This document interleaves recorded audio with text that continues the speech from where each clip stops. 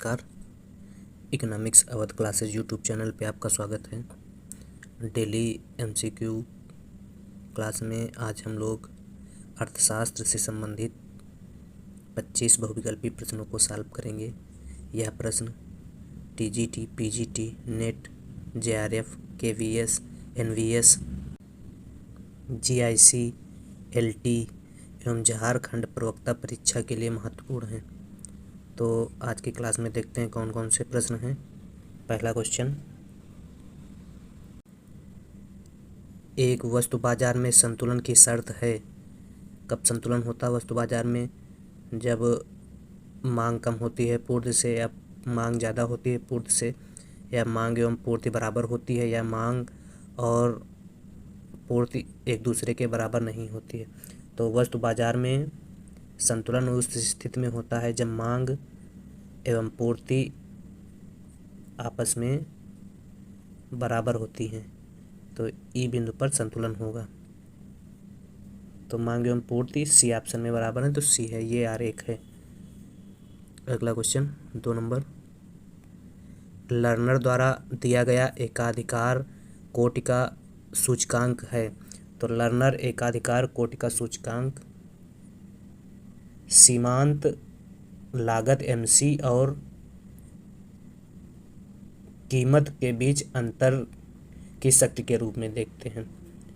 P minus MC अपान P, इसी को AP learner का एकाधिकारी कोटि का सूचकांक कहा जाता है। कीमत तथा सीमांत लागत में अंतर जितना ही अधिक होगा, एपी लर्नर बताते हैं, उत्पादन की एकाधिकारी शक्ति उतनी ही अधिक होगी। तो P माइनस MC अपान P किस ऑप्शन में है? बी ऑप्शन में है। 2 बी सही है। 3 विकुंचित मांग वक्र का निहितार्थ अनिरंतरता के रूप में प्रतिबिंबित होता है। सीमांत आय वक्र से, सीमांत लागत वक्र से, कुल आय वक्र से, कुल लागत वक्र से। तो विकुंचित मांग वक्र का निहितार्थ जो है वह सीमांत आय वक्र से प्रतिबिंबित होता है। विकुंचित मांग वक्र की अवधारणा सर्वप्रथम किस अर्थशास्त्री ने दी थी? पाल स्यूजी ने सर्वप्रथम विकुंचित मांग वक्र की अवधारणा का प्रतिपादन किया। विकुंचित मांग वक्र ये आरेख होता है। विकुंचित मांग वक्र की अवधारणा बताए पाल स्यूजी द्वारा दी गई थी, और विकुंचित मांग वक्र के विकुंचन का कारण पाल एवं स्यूजी ने बताया कि अगर एक फर्म अपनी वस्तु की कीमत में कमी करती है तो दूसरी उसकी प्रतिद्वंदी फर्म उसका पीछा या अनुगमन करने लगती है, किंतु जब कोई फर्म अपनी वस्तु की कीमत बढ़ाती है तो प्रतिबिंबित फर्म जो है उसका पीछा या अनुगमन नहीं करती है। यही कारण है कि मांग वक्र 2 हिस्सों में टूट जाता है, जिसे स्यूजी ने क्या कहा? विकुंचित मांग वक्र 2 हिस्सों में टूटने का मतलब ये, एक मान लेते हैं डी ए रेखा है और एक बी सी रेखा है,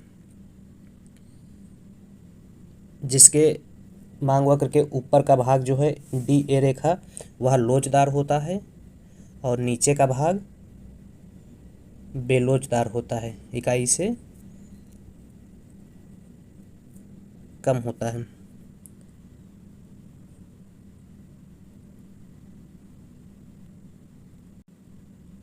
अगला क्वेश्चन 4 नंबर, मूल्य विभेदीकरण की किस श्रेणी के अंतर्गत क्रेता का उपभोक्ता अतिरेक अनुपस्थित होता है? तो प्रथम श्रेणी के मूल्य विभेद के अंतर्गत क्रेता का उपभोक्ता अतिरेक अनुपस्थित रहता है। 4 ए सही है। 5 एकाधिकार में मांग की आड़ी लोच कैसी होती है? इकाई से अधिक, इकाई से कम, अनंत होती है, शून्य होती है। तो एकाधिकार में मांग की आड़ी लोच जो है वह शून्य होती है। 5 डी सही है। एकाधिकार की कुछ प्रमुख विशेषताओं को जान लेते हैं। क्या है एकाधिकार की प्रमुख विशेषताएं? अगर एकाधिकारी बाजार की अवधारणा को विकसित करने का श्रेय बताया जाए तो सर्वप्रथम क्लासिकल अर्थशास्त्रियों ने एकाधिकारी एकाधिकार बाजार की अवधारणा का विकास किया था और यह पूर्ण प्रतियोगिता बाजार के विपरीत की दशा है। इस बाजार में क्या होता है, वस्तु का एक विक्रेता होता है और क्रेता अधिक होते हैं, इसलिए क्या है, इसलिए ऐसी बाजार को एकाधिकार बाजार कहा जाता है। एक विक्रेता होने से पूर्ति पर विक्रेता पूर्ण नियंत्रण रखता है, प्रतिस्थापन वस्तु नहीं होती है। एकाधिकारी को वस्तु की कीमत या पूर्ति में किसी एक पर ही नियंत्रण प्राप्त होता है। गिफिन महोदय ने क्या बताया, जिस बाजार में मांग की आड़ी लोच शून्य होती है उस बाजार को एकाधिकार बाजार कहा जाता है। और यही क्वेश्चन में पूछा गया है कि एकाधिकार में मांग की आड़ी लोच कैसी होती है, तो शून्य होती है। इसके अलावा चैम्बरलिन ने क्या परिभाषा दी, वह बाजार जहां केवल एक विक्रेता या एक फर्म होती है उसे एकाधिकारी प्रतियोगिता कहा जाता है। एकाधिकार बाजार की जो ढाल है, ढाल लोच क्या होती है, वह ऋणात्मक होती है या इकाई से कम होती है। ये इकाई से कम होती है, DAR। इसका ढाल जो है एकाधिकारी बाजार का ऋणात्मक होता है। और मांग की आड़ी लोच बता ही चुके हैं कि 0 होती है। वस्तु की पूर्ति पर विक्रेता का पूर्ण नियंत्रण होता है। एकाधिकार बाजार की प्रमुख विशेषता जो है वह कीमत विभेदीकरण की है। एक ही वस्तु के लिए उपभोक्ता से भिन्न भिन्न कीमत वसूल करना ही कीमत विभेदीकरण कहलाता है।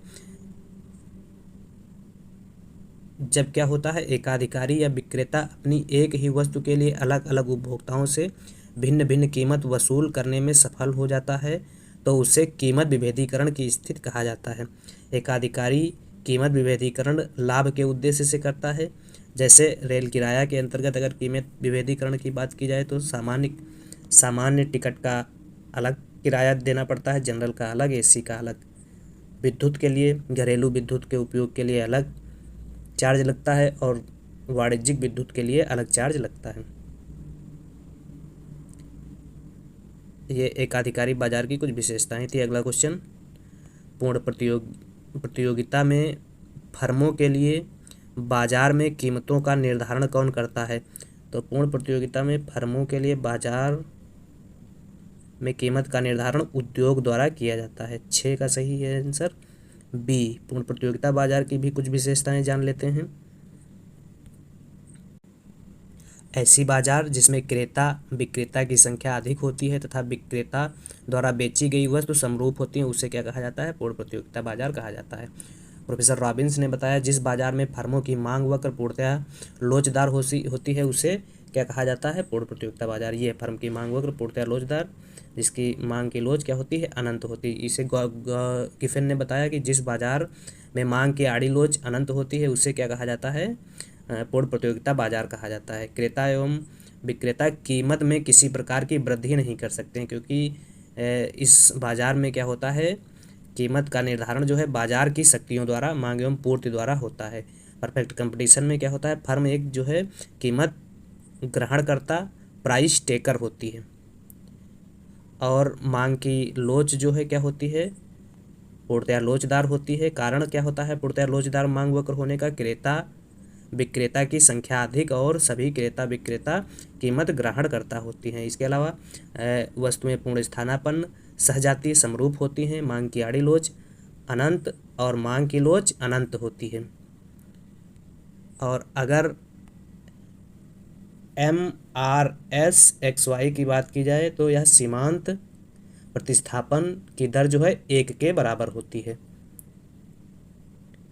परफेक्ट कंपटीशन में क्रेता विक्रेता को सभी आर्थिक सूचनाएं प्राप्त होती हैं और कोई बाह्य हस्तक्षेप नहीं होता। अर्थव्यवस्था में परिवहन लागत का अभाव होता है। इसके अलावा क्या होता है? पूर्ण गतिशीलता होती है, साधनों में पूर्ण गतिशीलता होती है।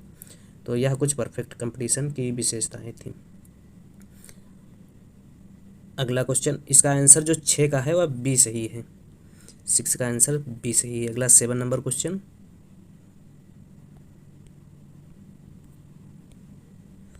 हस्तांतरण भुगतान सीधे प्रभावित करता है GDP को, GNP को, NNP को, PDI को। तो हस्तांतरण भुगतान जो है PDI को सीधे प्रभावित करता है। 7 D सही है। 8 नंबर क्वेश्चन, मौद्रिक सकल राष्ट्रीय उत्पाद मापता है एक विशेष वर्ष में उत्पादन के मूल्य को चालू कीमतों पर, स्थिर कीमतों पर, पूंजी ह्रास को घटाकर, विदेशी आय को जोड़कर। तो मौद्रिक सकल राष्ट्रीय उत्पाद जो है एक वर्ष विशेष वर्ष में उत्पादन के मूल्य को चालू कीमतों पर मापता है। 8 ए सही है। 9 खुली अर्थव्यवस्था में समग्र मांग से अभिप्राय निम्न में से किससे है? तो खुली अर्थव्यवस्था में समग्र मांग से अभिप्राय C + I + G + X - M से है, X - M, और यह ऑप्शन बी में दिया गया है। सी नहीं होगा, सी में M - X है। तो 9 का सही आंसर बी है। अगला 10 नंबर क्वेश्चन, GNP एवं GDP में अंतर है मूल्य ह्रास का,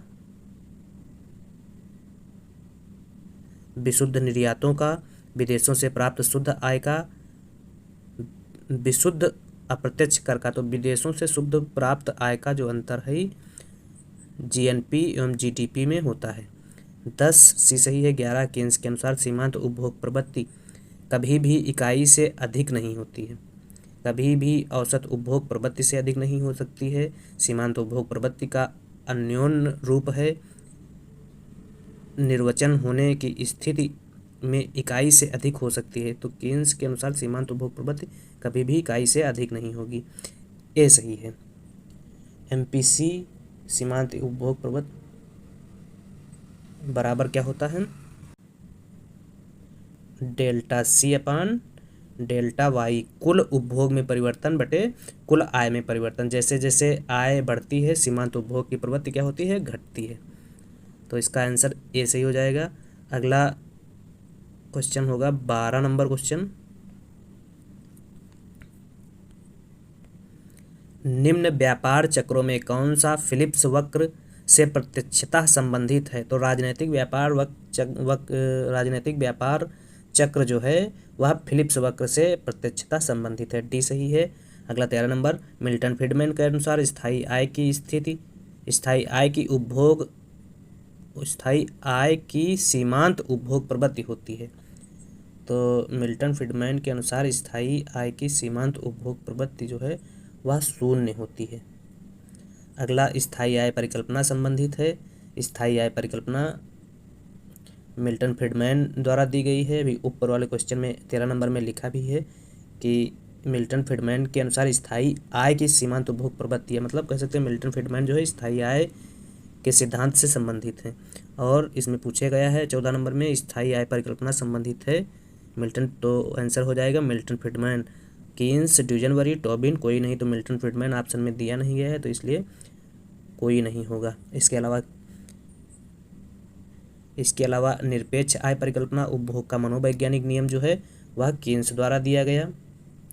सापेक्ष आय परिकल्पना का प्रतिपादन ड्यूजनबरी ने किया और जीवन चक्र परिकल्पना का प्रतिपादन मोदिग्लियानी द्वारा किया गया था। और स्थायी आय परिकल्पना का प्रतिपादन बता ही दिए हैं कि मिल्टन फ्रीडमैन द्वारा किया गया। तो इस प्रकार से 14 का सही आंसर डी होगा। 15 नंबर क्वेश्चन, वर्तमान में भारत में राष्ट्रीय आय में सबसे अधिक योगदान किसका है? तो वर्तमान में भारत में राष्ट्रीय आय में सबसे अधिक योगदान सेवा क्षेत्र का है जो 54% है। इसके बाद 28% विनिर्माण एवं उद्योग का है और 18% के आसपास कृषि क्षेत्र का योगदान है भारत की GDP में। अगला नंबर क्वेश्चन, तरलता जाल की स्थिति में ब्याज दर पूर्णतः लोचदार होती है, पूर्णतः बेलोचदार होती है, लोचदार होती है, कोई नहीं, तो तरलता जाल की स्थिति में ब्याज दर पूर्णतः लोचदार होती है। 16 ये सही है। अगला 17 नंबर क्वेश्चन, मुद्रा की सट्टा मांग निम्न में से किससे विपरीत संबंध बताती है? तो केन्स ने मुद्रा की मांग के लिए कितने 3 उद्देश्य बताए थे, कौन कौन से? लेन देन, दूसरा सतर्कता और तीसरा सट्टा उद्देश्य। तो लेन देन जो उद्देश्य है वह आय का फलन होती है या आय पर निर्भर करती है, या लेन देन उद्देश्य के लिए मुद्रा की मांग जो है आय पर निर्भर करती है। सट्टा उद्देश्य के लिए मुद्रा की मांग भी आय पर निर्भर करती है, सतर्कता उद्देश्य के लिए मुद्रा की मांग भी आय पर निर्भर करती है। और सट्टा उद्देश्य के लिए जो मुद्रा की मांग होती है वह ब्याज दर पर निर्भर करती है। ब्याज दर के प्रति क्या होती है? सट्टा उद्देश्य के लिए मुद्रा की मांग लोचदार होती है और आय के प्रति बेलोचदार होती है। तो क्वेश्चन में पूछा गया है मुद्रा की सट्टा मांग निम्न में से किसके प्रति संबंध रखती है? तो आय के प्रति संबंध रखती नहीं है, क्योंकि आय के प्रति संबंध रखने वाली जो मुद्रा की मांग है वह लेन देन और सतर्कता उद्देश्य के लिए मुद्रा की मांग है। विनियोग नहीं है, मुद्रा पूर्ति नहीं है, ब्याज दर है। 17 का सही आंसर हो जाएगा सी। 18 नंबर क्वेश्चन, मुद्रा की सट्टा मांग को जैसा कीन्स के द्वारा वर्णित है इस प्रकार व्यक्त किया जा सकता है। तो मुद्रा की सट्टा मांग जो है वह ब्याज दर का फलन है, तो इसको L2 बराबर फंक्शन ऑफ R से व्यक्त किया जा सकता है। यह जो है आंसर ऑप्शन सी में दिया गया है, तो 18 का सी सही है। 19 नंबर क्वेश्चन, क्रय शक्ति समता सिद्धांत प्रतिपादित किया था। तो क्रय शक्ति समता सिद्धांत गुस्ताव कौशल द्वारा प्रतिपादित किया गया था। 19 बी सही है। 20 तुलनात्मक लागत सिद्धांत का प्रतिपादन किसने किया? एडम स्मिथ, रिकार्डो, जी.बी. हैबलर, जे.एस. मिल। तो तुलनात्मक लागत सिद्धांत का प्रतिपादन डेविड रिकार्डो द्वारा किया गया था। डेविड रिकार्डो का मानना है कि श्रम के भौगोलिक विभाजन और उत्पादन में विशिष्टीकरण के कारण विभिन्न देशों को उत्पादन लागतों में भिन्नता आती है, इसलिए यह भिन्नता अंतर्राष्ट्रीय व्यापार की वजह बनती है। तो तुलनात्मक लागत सिद्धांत जो है वह किसके द्वारा? डेविड रिकार्डो द्वारा दिया गया। अगला, रिकार्डो का तुलनात्मक लागत सिद्धांत आधारित है दो देश दो वस्तु मॉडल पर। 21 ए सही हो जाएगा। 22 निम्न चित्र प्रदर्शित करता है। तो यह चित्र मांग में कमी को दिखाता है,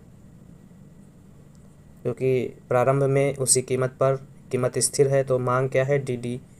D0 है, और फिर किसी कारणों से या किन्हीं कारणों से कीमत स्थिर रहती है, तो तब भी क्या होती है? मांग घटकर D1 हो जाती है, तो इसलिए मांग में कमी दिखा रहा है। मांग D0 से घटकर D1 हो गई, तो 22 ए सही है। 23 वर्ष 2023-24 के लिए MSP धान सामान्य तथा धान ग्रेड ए के लिए निर्धारित किया गया है। क्या मूल्य निर्धारित किया गया है? तो धान सामान्य के लिए जो निर्धारित मूल्य है वह है 2183 रुपया, और ग्रेड ए के लिए 2203 रुपया निर्धारित है। तो 23 का सही आंसर हो जाएगा सी। अगला 24 नंबर क्वेश्चन, रुपये को भुगतान शेष के चालू खाते में परिवर्तनीय बनाया गया। अगस्त 1994, अप्रैल 1995, अप्रैल 1996, अप्रैल 1993। तो अगस्त 1994 में भुगतान शेष के चालू खाते में